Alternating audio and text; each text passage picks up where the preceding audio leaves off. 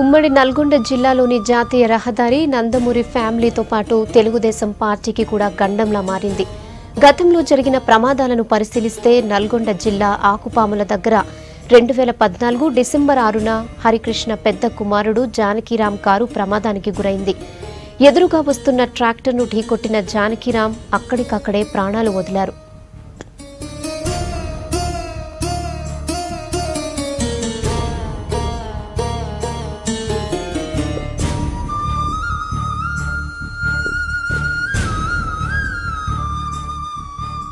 జగత్తుకే ఒక తీవ్రమైన లోటు. నేను ఆయనతో స్వామి సినిమా చేశా. మనసున్న మనిషి,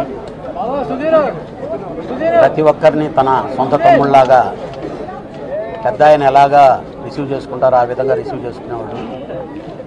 వారం రోజుల క్రితం ఆయనతో మాట్లాడటం జరిగింది.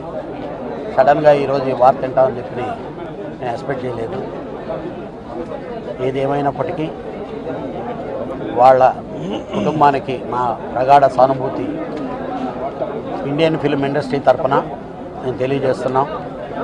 ఆయన ఆత్మకు శాంతి చేకూరాలని చెప్పి ఆ భగవంతుని ప్రార్థిస్తున్నాం. నమస్కారం.